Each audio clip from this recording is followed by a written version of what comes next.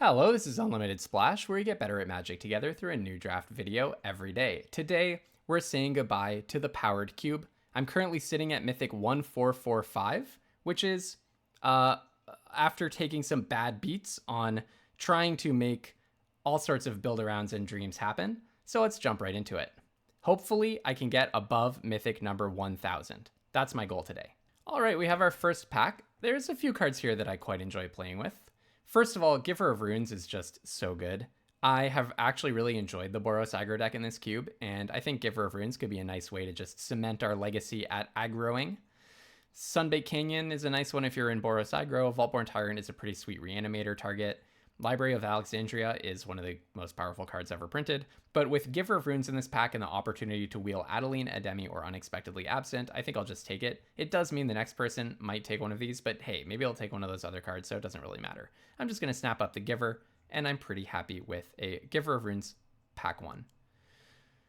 Pack 2, pick 2, I mean. Let's see, there are a few pieces. If we're going to do the white-based aggro, there is Abandoned Air Temple for that deck. Esper Sentinel is also a white 1-drop, not the strongest one, but Boros decks with tons of white drops, with tons of 1-drops tend to be quite good. There's also an Elegant Parlor and Lightning Helix if we were going in a strictly Boros direction, and Stadium Headliner would fit in that deck as well. After some consideration, I think my heart lies with the Abandoned Air Temple. I think it's just going to go in whatever white-based aggro deck we might end up playing, if that's the direction that the packs continue to provide us, and it's just a good one. This pack is a little bit weaker. I mean, a Braid is okay as early interaction. You really do need ways to interact with whatever your opponent is doing early in the cube. Same thing with Cut Down, maybe a little bit on the weak side. We technically could take Hazoret. I haven't gotten to do this yet, but I actually wonder if I can make Hazoret work. I have seen some people do amazing stuff with this card. In an aggro deck where you just absolutely empty your hand, it can be a nice top end. This pack overall is quite weak. I could do Wrenn and 6, but I'm not really interested in doing the silly land stack. I mean, it's a perfectly fine land stack, but that's not really where my heart lies at the moment. I'm trying to be serious and gain some ranking here. I do also think Voldaren Epicure is, it's a 1-drop, but it's like a very weak 1-drop. I'm going to try the Hazoret. I think it's whatever stats are not very good. I try not to pay too much attention to stats in Cube, but I think its stats are not that great. I think it's like hard to get it to work. But I feel like I could make it happen, and that was just quite a bad pack. Here we have the best removal spell ever printed in the history of Magic, Swords to Plowshares, and I'm very happy to see it because that's a nice signal that maybe we can make white work. Here we're getting past a Flage, a very lovely thing to be passed if you think you might be in Boros, and we think we might be in Boros. So really like Flage, and I'm just going to snap that up and be happy. In terms of what might wheel, I guess Mana Confluence or Grim Lavamancer. I might play one of those. Here I'm being passed a Monastery Swiftspear. Far be it for me to say no to that. Brazen Borrower is pretty good. Let's see. There's a Starting Town, I guess. Pretty weak pack overall again. I have seen people making good use of the Dothy Voidwalker in a kind of black aggro build, but yeah, I'm just going to snap up the Monastery Swiftspear, and red and white are looking open enough at the moment. Well, Plateau, you couldn't really get a stronger signal that red and white are open. Between Plateau, Detectives Phoenix, and Dion, that's actually interesting. I actually think they're all really good cards. I kind of like Plateau. I like Plateau a lot. Because you can play your 1-drops, and this deck runs on 1-drops. Between Detectives Phoenix and Dion, I'm probably more on Detectives Phoenix because it's cheaper and it has haste. Even though Dion has more raw power, of course. Detectives Phoenix is 1 step faster. But I'm going to go with Plateau. I like the idea of just staking my ground. Like right now, I'm on Boros, and this will let me play my Boros 1-drops. Here we were past 2 really good cards for the Boros deck. Chandra is much more expensive, but has more inherent power. But as at 5 mana, it's a tough one, right? Chandra is a tough one to play at 5 mana. 4 mana, rather. Whereas Flame Slash is nice because you really want early interaction. This can clear the board for your stuff to get through. And I think I'm leaning Flame Slash. Yeah, I think I'm going to take Chandra.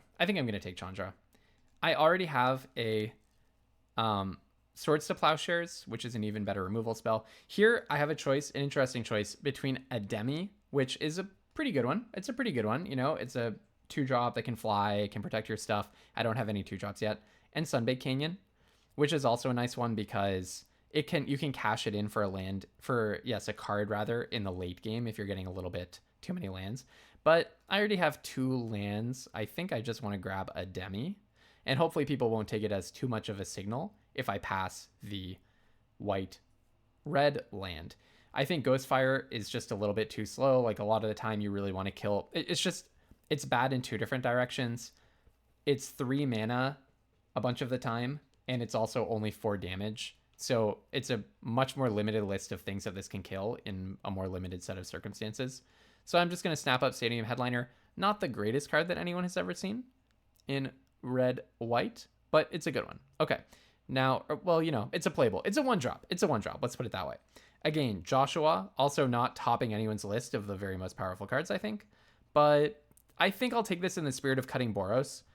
Vodalian Epicure is a 1-drop, but I think this falls into the category of cards that are just a little bit too low impact. Here I'll take Ivoria. People have totally messed me up with this card.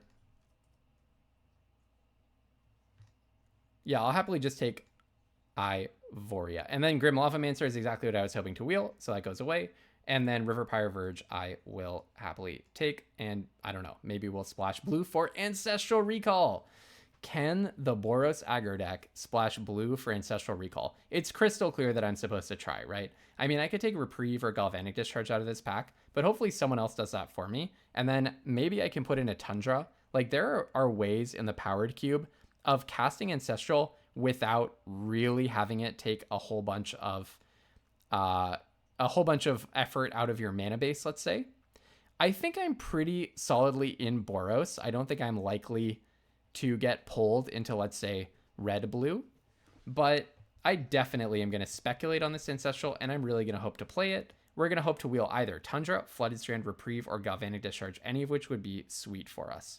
Especially with the Flooded Strand up against the Tundra, it's very possible I actually just get to wheel a Tundra here, or more likely, well, yeah, more likely wheel a Tundra than a Flooded Strand, probably. So let's see. I'm taking Ancestral, no questions asked. I'm not going to base my whole deck around that. I mean, now you could imagine going crazy and grabbing a Vivi and just doing all sorts of silly stuff. But let's see. Okay, so in this pack, I think Fury, it has a place. It's pretty good. There's Winds of Abandon, which if you've never cast an Overload on this and just done a one-sided board wipe, then, I mean, that's living. And there's also Containment Priest, which is awesome, especially if we get Parallax Wave. Otherwise, it's just like a, 2-2 flash, fine curve filler. But I think Inti is going to be the card here. I just want to curve out and beat down. I want really strong 2-drops. I want really strong 1-drops. That's what makes this deck tick. So I'm pretty sure it's just going to be Inti. I guess the only question is whether I'm likely to play Fury for its full cost. Maybe I could do a 1-step slower deck with Ancestral. I don't know. I kind of just want the 2-drop. Yeah. Here, it's between Burst Lightning and Figure of Destiny. I also think Yura and Oski is pretty good if you have Enters effects, but I don't know that I have too many of those. I'll probably just take Figure. It's just a really good 1-drop. And yeah, you do want early interaction, but that's more important in the combo decks or the more controlling decks. In an aggro deck, I mean, you can have early interaction or you can just be making your own threats aggressively, right? On turn 1. Oh, I had an Artifacts Tendrils of Agony deck the other day that was part of how I slid down to Mythic number 1500 or whatever. I was in the top 500 just a few days ago, and then I just went on a spree of doing all sorts of silly stuff. Meticulous Archive is an example of something I probably would not play to splash for Ancestral because I have so many 1-drops, it's just a big downside. But I'll take the red 2-drop. I think that's perfectly fine for us. By the way, Carnage Interpreter could actually be nice if we wheel it, and we probably will because it's not a good card. Because with Hazaret, that kind of gives us a game plan of just like spit out all of your stuff and then you get an advantage from having done so.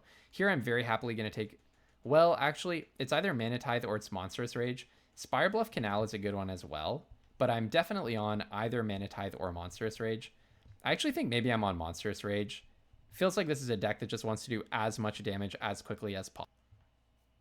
But the good thing about Mana Tithe, though, is that it does protect your stuff. Okay, I'm actually going to take Mana Tithe, and maybe I'll wheel the Monstrous Rage, to be honest.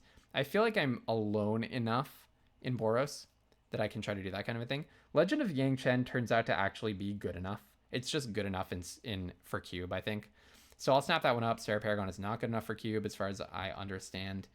And yeah, I'll just grab it. I'll just grab this. I'll just grab Legend of Yang Chen and be happy.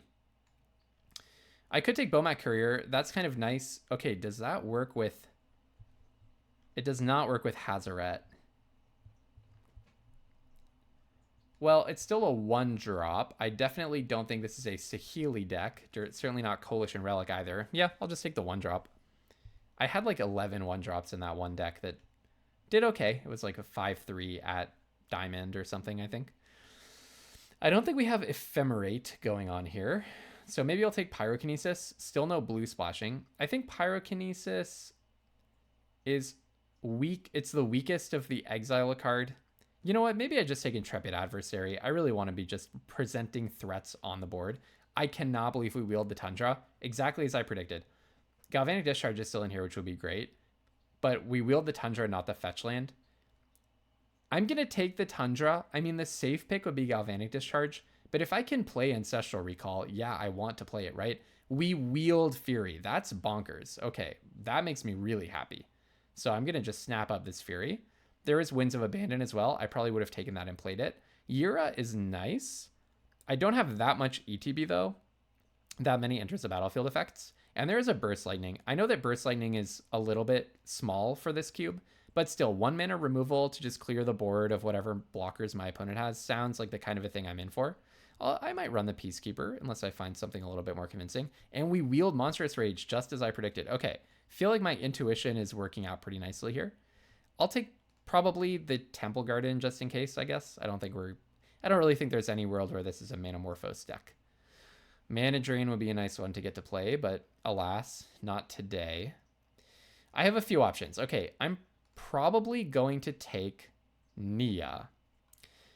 I wonder if I can wheel the Steam Vents. Probably not. Steam Vents would be really nice to get to... Do I actually just take the Steam Vents? Nia is good, but like if I can play Ancestral Recall, that's more than good, right? Am I a fool for trying to play Ancestral? No, it's Ancestral Recall. You've got to try to play it. You have to try. You can't just not try to play Ancestral Recall. I mean, it would be unethical for me to leave Ancestral Recall in the sideboard. I would rather go to Mythic 5000 than not play an Ancestral Recall, and you can quote me on that. So over Nia, over Fear of Missing Out, I mean, both of those would be really good cards for me. I do have just a good number of 2-drops here. So we technically could take like Rafine's Tower and knock out our blue splash. But that's a pretty bad way to splash blue when I have a bunch of 1-drops. I kind of want to just go for Unholy Heat. There's not a Wrath of God deck. It's not a Seething Song deck. Skull Clamp, actually I could consider. But I'm just going to snap up Unholy Heat. I'm going to hope for a better way of splashing blue over the course of this pack. I just need one more blue pip. Here, let's see. I could speculate on Stoneforge Mystic. We haven't seen Caldera Complete, so that would be a pretty bonkers one to find. Yeah, maybe I'll speculate on the Stoneforge Mystic. I don't think we're going to get to Galvanic Blast's main ability. There's March of Otherworldly Light, but this card is a tough removal spell. A tough removal spell for aggro to pull off. So yeah, I'll grab this. Let's see, Verdant Catacombs. If there's a fetch land that touches islands, I can take that, and that can be... That splashes for white. So a fetch land that touches islands would be really good for me. Yep. Let's see, this is white, blue, and it's a creature. But I'm not going to be able to activate it. I'm probably just going to... Chain Lightning... I really don't like playing this in best of 1. It just feels so bad if your opponent has red. So I think I'll take Celestial Colonnade. I'll play it. And then we get to play Ancestral Recall. That just feels good to me. Yeah, 1 tap land is worse than 0 tap lands, but it's probably fine. Here I'm going to happily take Descendant of Storms. We're just trying to curve out and beat down. Amped Raptor would be fine too, but I'm on Descendant of Storms. Demonic Tutor was in that pack, just worth flagging, but we're on Descendant of Storms. I will take Fire Blast here. Very happy with Fire Blast. It's an awesome way to just push damage over the top. A good card for aggro, in my opinion. I think I'm probably not playing Hazaret and not playing Joshua. I think I'm definitely playing... Oh, there's Straven Inspector and there's Hellrider. I actually think I take Hellrider in this deck. It just is so much damage. If you've never played with this card, holy smokes, it does so much damage. I mean, Thraben Inspector is a cracked card, but in this cube, I found it to be, it's not an auto play. Mind Collapse would be nice, but I'm all over this Screaming Nemesis opportunity for sure. Inspiring Fit. Oh, we wield the Nia. Holy smokes. Okay, we were in the right lane. I don't know if this is going to get us the number of wins that we need, but we were in the right lane for sure. So I'll take the Nia, and this is another wonderful reason for us to be splashing blue. So I'll take, I don't know, Seething Song. None of those cards are making my deck. 28 cards, so I'm probably not playing Unholy Heat. Let's see, Sword Splashers, Monstrous Rage, Burst Lightning. Maybe Burst Lightning is a little bit small ball here. Swords is nice because it clears the way, but you don't want to play too many removals. Okay, the Stoneforge Mystic was a speculation, and I don't think we saw the equipment that we would need. The other thing about Stoneforge Mystic is you kind of want 2 pieces of equipment, I think, because otherwise you could just draw your equipment. Oh, no, never mind. Sorry. I take back what I said.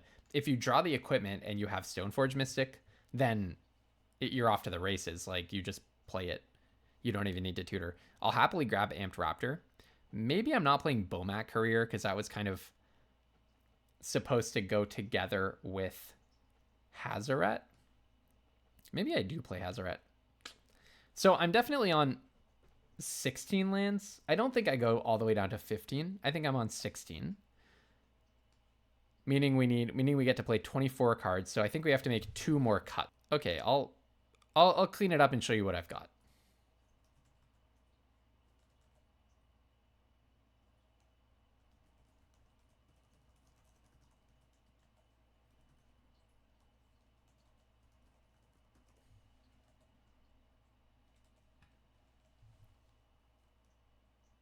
Okay, let's see. I'm just trying to figure out exactly. I need to make 2 more cuts here. Maybe this is not the deck for Mana Tithe. I forget what I passed over that. Maybe I'll cut Anointed Peacekeeper and Mana Tithe. And then I have 12, 13, 14, 15, 16 lands. Yeah, let's try this. I feel pretty good about this deck. I'm glad that I'm holding up the flame of the early 1990s by splashing for this Ancestral Recall. All right, already we're matched against a tough opponent, Mythic player number 83. So we have to look at this as an opportunity. This is our opportunity to pick up a bunch of ranking all at once. And by the way, oh, this is scary. Yeah. Okay, well, I'll start with Descendant of Storms. And they have an Archon of Cruelty in the bin already with black mana. Yeah, Ancestral Recall. I don't have a way of Amped Raptoring into Ancestral because I don't have a Mox. Yep, gotta take it. So if it hits Delirium, then you would get to attack again, but it doesn't have Delirium. Oh, yeah. My friends, you are witnessing the most beautiful 1990s game of Magic ever. Plateau, Tundra, and Ancestral. I am probably going to maybe just play Amped Raptor. Kind of like the idea of being able to activate the adversary. Next turn, I hopefully have some cards out. I can do Monstrous Rage plus Ancestral or something. Hopefully Amped Raptor gets me something I can cast. Oh, terrible luck. Well, okay. I'll attack with this guy. You know, I could Monstrous Rage plus activate the guy. Or I could activate the guy. Oh, you get to shoot my 1/1. Okay, I think this person has figured out how to build around beating the aggro deck. Dragon Rage Channeler. Well, they're also an aggro deck. So Orcish Bowmasters against Ancestral Recall. That's a little bit ugly. Well, clearly I play Grim Lavamancer. And then I'll just slap down the Intrepid without getting to pay anything. So they're keeping a lot of mana up, and I was worried that that's because they have some instant speed stuff. It seems like it's just an aggro deck. They're definitely a Reanimator deck. They're playing Bitter Triumph plus Archon of Cruelty, and they're in black. Yeah, Orcish Bowmasters totally hoses me, right? Well, I'll trade with Fear of Missing Out. I mean, I guess I could have held on to that and tried to Monstrous Growth, but Oh, man. This makes Ancestral a little bit worse, doesn't it? Them killing my Grim Lavamancer is very disappointing. Well, I'm clearly going to Ancestral at the end of my turn because otherwise I just lose, right? Okay, maybe I do need more removal.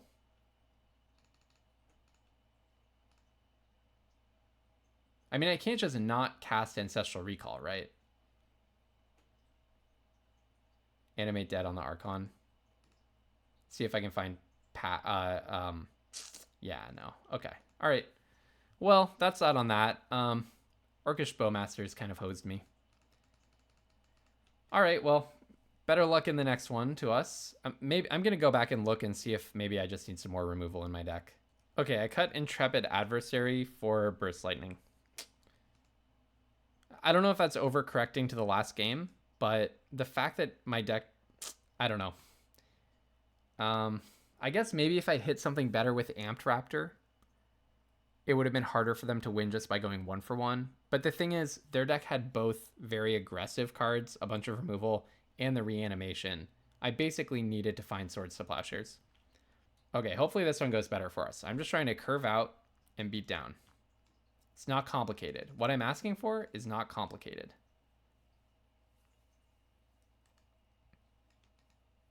So I'll open with Giver, then Stadium Headliners, and then maybe I'll pitch a Burst Lightning to Joshua, depending on what's happened at that time. If I draw 2 lands, I'll discard one of them to Joshua. Although Joshua is good with mana. It's good to have mana when you have Joshua out.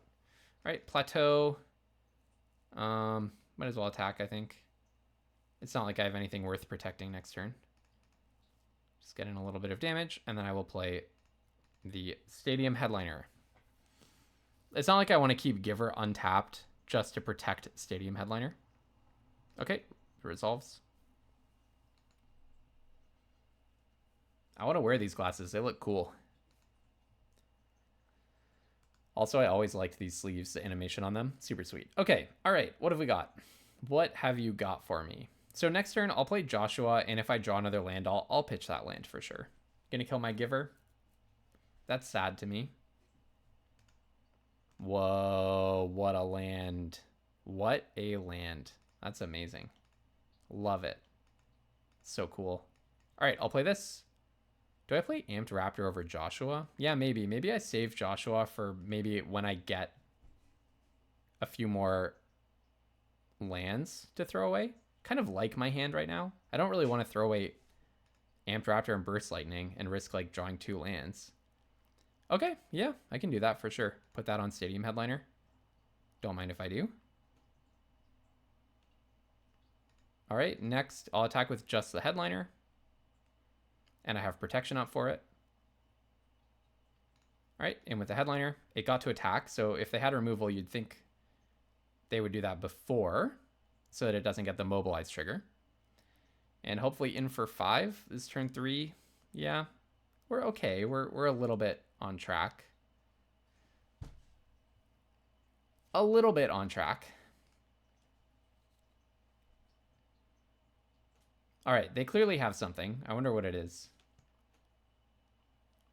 If it's removal, maybe they have removal for Stadium Headliner to get the Giver to tap, and then they're going to remove it next turn. Like 2 removal spells. Kind of looks like that might be it. Oh, okay, sure. Or you do it that way, yeah. Remove the Giver first, and then... So they have Echo of Eons to flash back. You can make us shuffle everything. Well, I don't mind that at all, because you have 6 cards. And I have 3. So that would be fine by me. It also is a further incentive for me to just empty my hand. So then probably whatever they play, I should either Burst Lightning or Swords to Plowshares. Yeah, it seems like they do have removal for Stadium Headliner, but they're waiting for my turn to cast it. Understood. Do I just play Joshua first? I kind of want to play Joshua. I can activate Fire Blast, so that's good. But I think I play Joshua after combat. Burst Lightning does 4 or does damage to the face. I kind of don't want to play swords. I kind of would just want to be on the Fire Blast Burst Lightning plan, you know? Burst Lightning plus Fire Blast is 6 damage to their face.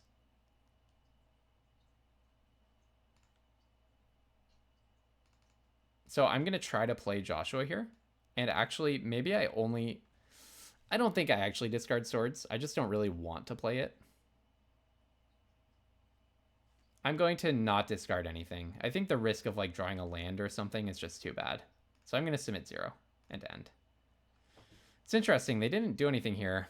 They don't have Tinker. I don't know. What do I think they have? It's very hard for me to read what's going on over there. A removal spell, but they would probably have just killed Stadium Headliner. They don't want to get this low. Brazen Borrower bouncing Joshua. Okay, now that you know that I didn't get value out of casting it, I guess that makes sense. All right, so we really have to have our eye on how much damage we can deal to the opponent maximum this turn if we go in with everything and use a bunch of removal. Unfortunately, Swords lines up really badly against Brazen Borrower because they would gain 3 life from it getting removed. Narset. Okay. Don't hate that. So now the question is, do I just go for it? They can have Force of Will. It's not so bad for me. So I go in for 5 and then Fire Blast them. So I'm going to start by tapping this to play Figure. I will go in with these against the opponent. I will attack the opponent. Bonk, bonk, and bonk. Then I will Burst Lightning the opponent because I'm about to lose access to all of my red sources. I mean, this is just the going for it play, right? And then sack 2 mountains and hit them in the face. Bonk, bonk, and bonk. All right, we got there. We got there. The aggro did it. We aggroed them out. Joshua was about as unconvincing as I expected. I might swap Joshua out for something else. Let me take a quick look at my deck, and I'll tell you what I did before the next game. Okay, I actually want to try Hazaret instead of Joshua. We'll see how that switch goes. They're not exactly equivalent cards, but I just want to try Hazaret. Probably I should be on Intrepid Adversary or Anointed Peacekeeper, but let's see if Hazaret gets the job done. All right, we're again playing a really high-ranked Mythic player. So that's cool. We're getting some good games in here. This is definitely not the ideal hand. But hey, if we draw Ancestral Recall, we can cast it, right? So Ragavan, oh my goodness. Okay. Oh, actually, but they did not, right. So Ragavan is not dashed. So I'm just going to play this. And I'm just going to Burst Lightning Ragavan right now to just not have to deal with all that silliness. And we are holding up swords. I don't want to get, I don't know, dazed or whatever, spell pierced or something here. Okay, you can definitely get swords, Stinty. You can definitely get swords. I don't know if that's a great trade for me, but I really don't like it when my opponents go bonkers on inting and everything. So do I have double red? Yes, Hellrider. So I want to play this. And also Chandra, that's funny. The only card I thought of is a card that's not even in my hand. Yes, I have double red in my deck. Yeah. Surprise, surprise. Okay, Ivora. So when it deals combat damage to a player, I get a blood. It deals 4 damage to a creature if they play a creature. Most likely, I'm just going to go +1 on Chandra to add 2 red, make the Monastery Swiftspear. Oh, okay. So I'm just going to shoot Detective Phoenix. Yeah, because they did not see removal. They did not see my removal here. They didn't see that I have Chandra. So this comes back for Collect Evidence 6, and you currently have 1. Yeah, you currently have 1 in your bin. So I'm just going to do this. -3, zap that guy. I can't +1 and play both of my other cards. So yeah, let's just do this, make a blood. I think they're stuck on a color, probably. I doubt this is a mono red deck. In Cube, it's just so easy to play more than 1 color. I highly doubt this is actually mono red. Oh, you have your own Chandra to a creature. Yeah, okay. So hopefully we can just get them with Monastery Swiftspear. So let's start with, oh, Hazaret. Hazaret. Oh, Hazaret. The Hazaret splash. Hey, folks. Have you heard about a card called Hazaret? Because you're about to see it in action. Let's go Hazaret. Indestructible haste It can attack if I have one or fewer cards in my hand. So Swift Spear at Chandra, Hazoret at the opponent. We have a Hazoret online, Chandra at 2, Descendant of Storms out and locked and loaded. It does seem our opponent is having mana problems. 5 mountains is a little bit brutal, assuming that they're not actually mono red, which they probably are not.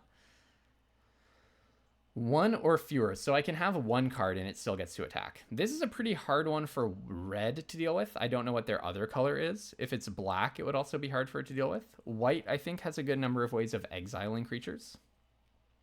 Now, all that we're doing is we are just trying to deal as much damage as we possibly can. So +1 exiling cards is kind of nice because it actually shocks the opponent if I don't play the card. Also, having a blood token is nice here. If I draw a not very good card. Oh, yeah. Yep. Okay, so the first thing that I'm going to do is I'm going to +1 to Chandra to see what my options are. I'll deal the damage. In comes Hellrider. It has haste. That's pretty good. They might have like Lightning Bolt or something, but if they do, they'll definitely play it before combat. Oh, Fury. They just highlighted 2 cards. Kind of seems like Fury then. Oh, wait. Yeah, Evoking. Is that how Fury works? Pyrokinesis. That's a little annoying. That's a little annoying. All right. In for that much. So Hazoret plus Chandra. Okay, they got their white. Cosmogrand Zenith. When you cast your second spell, you can make 2 1/1s. This guy does not trample. Okay, and you can bestow getting 2 1/1s as blockers. Yeah, that's pretty nice for the opponent for sure. Oh, it has haste because of the Phoenix. Oh, my opponent just totally stabilized, didn't they? So I can pitch a card, but I kind of like the idea of just shooting them every turn. They cannot take the damage. They cannot take the Hazoret damage, so I have freedom to attack with both. Bonk and bonk, and then I'm just going to play Grim Lavamancer. This can clear the board of blockers. It can deal damage to opponents' faces. Hazoret does get blocked by Cosmogrand Zenith. Okay, they're not saving this. Oh, you don't have to discard a card if your hand is empty, right? Okay. So between Hazoret and Grim Lavamancer, I can deal 6 damage in a turn. But the opponent can deal a lot of damage in a turn now as well. Wow, this is a nutty game. Wow, I'm glad I put Burst Lightning in my deck. I'll just take it. Wow, did they actually stabilize and beat me? Oof, that would be rough stuff. Okay. So I'll pitch this.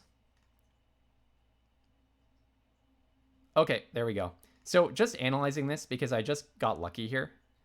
Ragavan, Urza's Bauble, Chandra. I guess Urza's Bauble is a nice bit of tech. I don't want to BM them by slow rolling, but I just want to make sure I understand. Cosmogrand Zenith, I don't think that their card quality was like super superior to mine, but it is like I have something to learn from them, right? Because I definitely have something to learn from this opponent because they got mana screwed and they came so close to beating me. I had to get like a lucky draw to beat them. So yeah, tough for the opponent that I just top decked Fire Blast. I don't know. Was their deck better than mine? It's hard to tell. Or was it just lining up well against mine until I managed to get that lucky draw? I guess the Cosmogrand Zenith was really good against the 5/4. Maybe that's the thing. Like, okay, actually, I think that is a lesson. The 5/4 was nice, but maybe Anointed Peacekeeper would have been better to give me some card selection. Or even Intrepid Adversary. No, you know what? I don't want to overlearn my lessons because that 5/4 was what was keeping them on the back foot and put me in the position to win the moment that I got Fire Blast. So I actually think sideboarding it out is not a good lesson there. I don't know. Sometimes games of Magic just come down to what's on top of your deck. Tough loss for the opponent. All right, we have another game. If I win the next game, I'm 3-3, or 3-1, I mean. Let's see, Nia, Flage, Fury. Yeah, I'll keep this. Stadium Headliner into Nia into Flage. Yeah, there's some unfair starts in Cube, so it's not like that's the most nutty hand that you can have. In a Premier Draft set, I'm often just thrilled if I get to play a 1-drop into a 2-drop into a 3-drop. It's like the rarest thing ever. When I'm playing the Boros aggro deck, I don't mind it when my opponents play fetch lands because I'm trying to reduce your life total as well.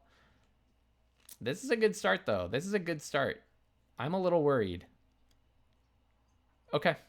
All right. That I'm less worried about into Ancestral Recall. That's funny. You have first strike, so I'm not going to be attacking. I can Fury it. Right, Fury's not flash. I was thinking about that earlier. Subtlety is flash, but Fury does not have flash. Okay. So I could exile a red card. So that's something I'm going to want to do. I don't know when, but that's something I will want to do. Flage is a creature. So I can play Flage for 3 and shoot Thalia with it. Preacher of the Schism. Yeah, that's a pretty good one. That's a good one, eh? Let's see. Preacher of the Schism. Kind of want to just play Fury the old-fashioned way. Yeah, I don't think I'll be blocking. Oh, Fire Blast. Oh, that's tough. That's tough. But as an alternate cost, I can do this to unmodify. So, you know, that would be a really funny way to play this game. Just like no lands. Like I don't even need lands. The way would be play Monastery Swiftspear, exile Flage to Fury, sack the mountains to Fire Blast, and we're just going in. I think that's not a great way to win games of Magic, though. I wonder if there's something to playing Fury off of Fire Blast. It's a very wasteful way to play. But if I do something like play Fury off of Fire Blast, I can do 1 and 3 and then Flage something. But I don't think I want to save the Flage here, do I? The other thing I can do is attack with Stadium Headliner. Oh, hold on. What if I do Fury off of Fire Blast, 1 damage or a few damage to each. Then I attack with Stadium Headliner. No, I think I'm just going to Flage. The Fury plus Stadium Headliner thing actually is kind of sweet. I guess I could have attacked to try to get rid of... I kind of ran out of time there while thinking. I just had too many options. Like I could have attacked, tried to get them to block this with Preacher of the Schism, then Flage the Preacher and left them with their 2/1, but they would probably just block with the First Striker anyways, and I don't want to attack with both and lose a creature to make that play. Fury plus Fire Blast is okay because it puts Fury in the bin, which gets me closer to escaping Flage, but I don't get Fire Blast in the bin if I do that. Discard a card. Okay, I discard a card is the upshot of this. Resolve. I will lose Fire Blast, I think. I don't think I'm anywhere near killing you off of Fire Blast. Okay, so you get a card off of me, and you make a 1/1. Yes, I accept. Then the other thing I wanted to do is I could play Fury and try to do some shenanigans with Stadium Headliner, but you can't have Fury in play when you play the Headliner, right? When you sacrifice the Headliner. Okay, so here I'm going to pay 2 life. Time to stop thinking about that play. But that was a really interesting turn. If you want to improve at Magic, go back and rewind that turn and try to figure out what I should have done. Because that was really, really complicated. So if you want to improve, go back and figure out what I should have done there. This turn, a little bit more straightforward. I'm just going to go in with probably everything. No, Nia is about to flip, so let's not go in with Nia. Do I want to trade the 1/1 Stadium Headliner for the 1/1 Lifelinker? I don't think so. I don't even know if I want to let them kill... I don't know if I want to let them kill their own Dark Confidant here. Legend of Yang Chen, if I can get the next white, would be really good for me.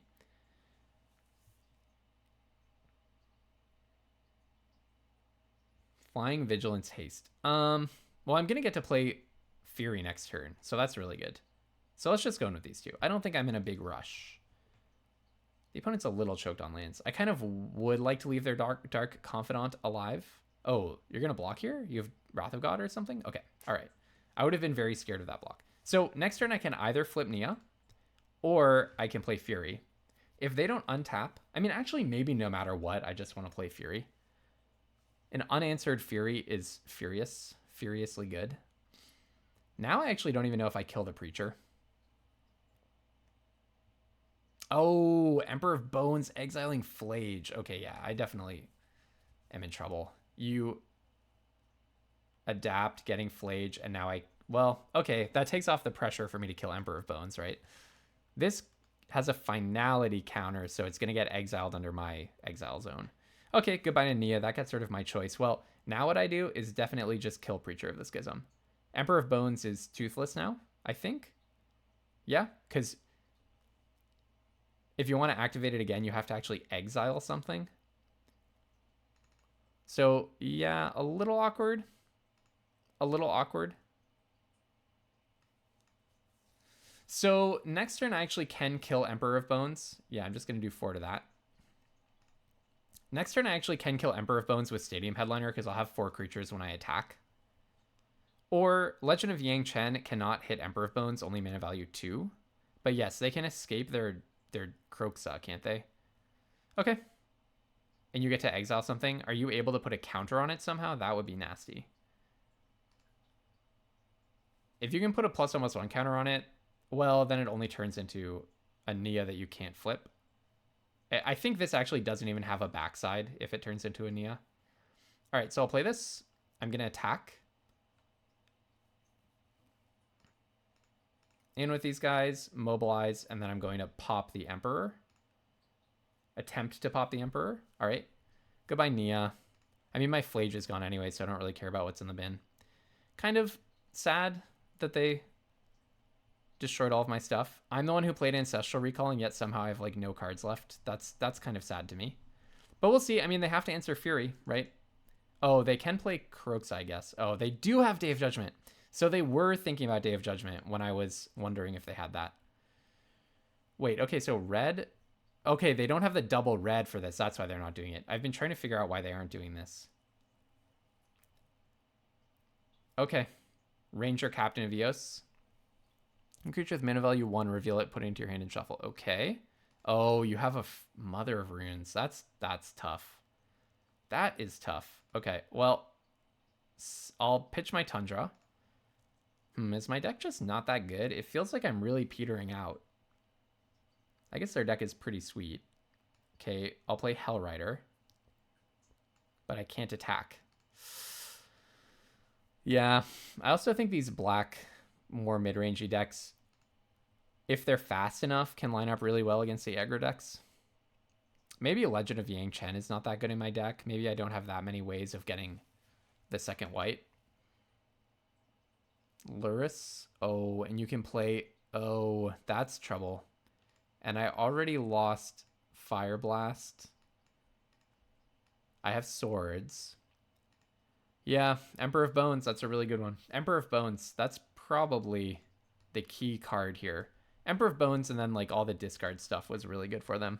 And the 2/4 Death Toucher is actually so hard for the aggro decks to deal with. Yeah, it's looking a little bit tough for us. I mean, this guy can fly, so that's something. Flying is good. You're going to make a Fury blow up my Hellrider. Or no, because that's an enters effect. But you have a 4/4 Death Toucher. That's pretty bad. Or no, because you make a token of it. Right. Sorry, for a second I thought it became a copy. Okay, you blow up my Hellrider. See, I've already played Ancestral Recall. I think I'll give myself one more turn. I think actually the crucial card was Preacher of the Schism. That was really what did it to me. Okay. Preacher of the Schism, and then I wasn't able to cast Legend of Yang Chen. I'm actually comfortable with how the Legend's mana cost worked out because I would have gotten to play it this turn with Celestial Colonnade. Okay, we've seen enough. Let's roll it out again. Yeah. I won't be too happy with a 2-3 result. So I'm really hoping to win the next one. I think my deck is good. Maybe I just need to make it one step faster and one step more interactive. Let's see if I can figure out how to do that. Okay, I'm going to cut maybe Hazaret. And I do want to play Legend of Yang Chen though.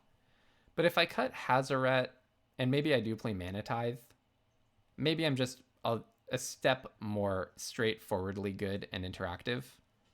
And then maybe I cut one of my lower impact 1-drops, like Stadium Headliner, and play like Anointed Peacekeeper or basically Anointed Peacekeeper over Hazaret, removal over Stadium Headliner, something like that. Stadium Headliner felt pretty bad there. Maybe Anointed Peacekeeper is a good one. Yeah, let's try that. I guess I could also try Joshua again. I did have a lot of like not good cards in my hand that time. So, okay. Maybe it's Joshua. I convinced myself. Okay, let's try this build. All right. Hopefully my deck can just curve out and do well. Hopefully we can just curve out and do well. Yeah. Do I have a low creature count? Maybe Mana Tithe was a bad inclusion. Tough for the aggro deck to have almost no creatures. Maybe I kind of went against my instincts on including those, on including kind of tilting back towards removal. I can't even Mana Tithe that. Okay, well that I can Mana Tithe. So maybe Mana Tithe is good. I don't know. I'm losing the plot a little bit. I'll play Giver. I'm holding up Burst Lightning. Seems like my hand has potential. All right, I also like it when my opponents play Mana Crypt when I'm playing aggro, to some extent. I mean, Mana Crypt is an amazing card. But I do like it when they just take damage without me having to do something about it. Okay, you will copy Giver. End of turn, I will target that with an ability, and it will be sacrificed even if you have some protection. All right. Oh, Joshua, that's a good one. I'll play Joshua, and I'll actually maybe pitch just Flage. I kind of want to pitch Flage. A land is good here, and a creature that sticks around is good. And Flage in the graveyard can get escaped. A land gets me one turn closer to actually resolving Fury. Wow, they would have been at 13 if this thing had flipped up twice. But, oh well. That's how that goes. Flage in the bin is value, right? Thieving Skydiver, gaining control of nothing. Okay, Joshua is a 3/4. That's pretty good, you know, pretty good body. They did not tap their Mana Crypt, sadly for me. So I'll just get in with Joshua. Can't flip it this turn. Bonk. And I am 1 white source and 3 cards short of bringing Flage back. It was not tapped. What? Oh, sorry. I'm confusing it. It just happens no matter what. Okay. Mox Pearl. Yeah, I've been playing a lot of Magic today, and my brain is getting a little bit tired. Indestructible, +5/+5, indestructible. And what? But not lifelink. Not lifelink. Okay. All right. There is hope. Also, I can block it, right?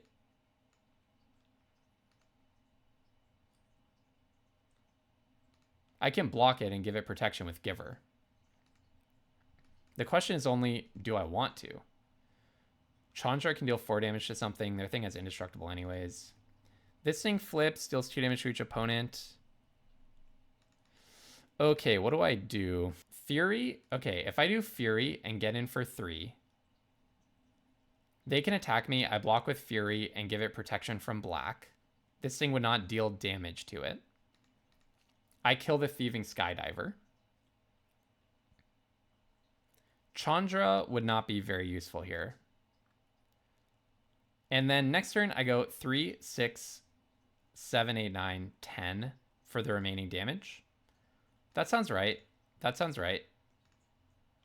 That sounds right.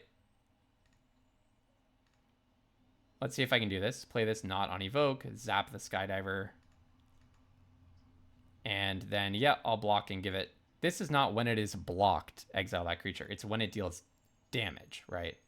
All right, zap you. Joshua taps to flip, so I can't attack and then also flip to do 2 damage. They are on counter mana by a lot. They could have counters. I haven't read them for a counter yet this game. Let's see. If I can get... if they kill a bunch of my stuff and I get another white, then I could get 3 damage off of Flage. Chandra's worth 2 damage. All right. They're not going to do that. Okay. So we have a simple play, right? I give this guy pro black.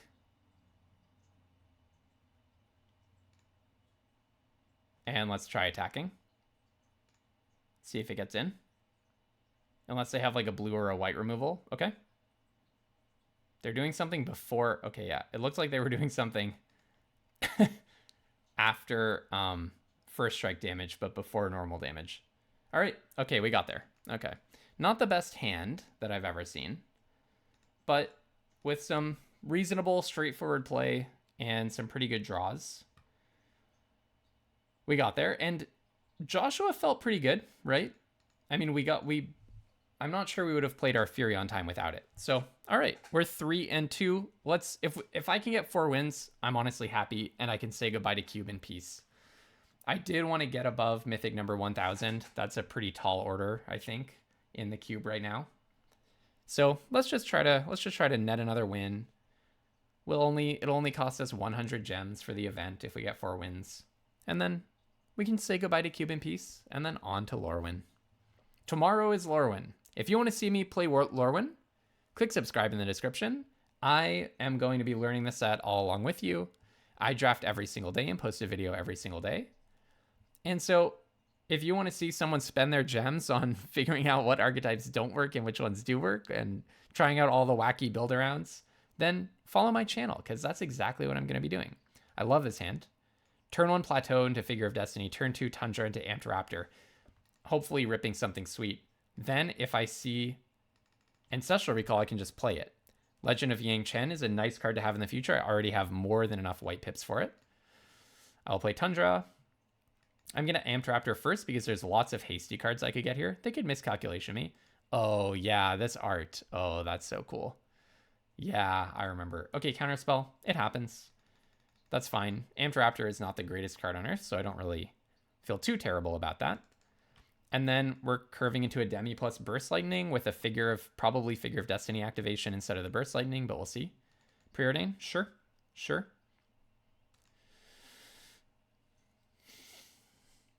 Now they know they're up against aggro, so they can sculpt their draws accordingly. 1 top, 1 bottom. Okay, all right. Mixed news for me. Love these lands too. The opponent has wonderful taste. Our opponent is a Mythic gamer with beautiful taste. That's what I can say about our opponent. As long as I get to keep my creatures and they're going 1 for 1, I'm okay. Partly because my threats actually do get better. It's not like a classic aggro curve. Oh, Mana Drain is a very dangerous one. I was going to say it's not like a classic aggro curve where I just kind of peter out after a certain point. If they play something great here, if it's a creature, there's a good chance I can Chandra it. If it's something with mana value 3 or greater, there's a good chance I can draw a land and then in 1 more turn Yang Chen it. Ancestral Recall. Yeah. Okay. That's pretty good. Smacking the figure.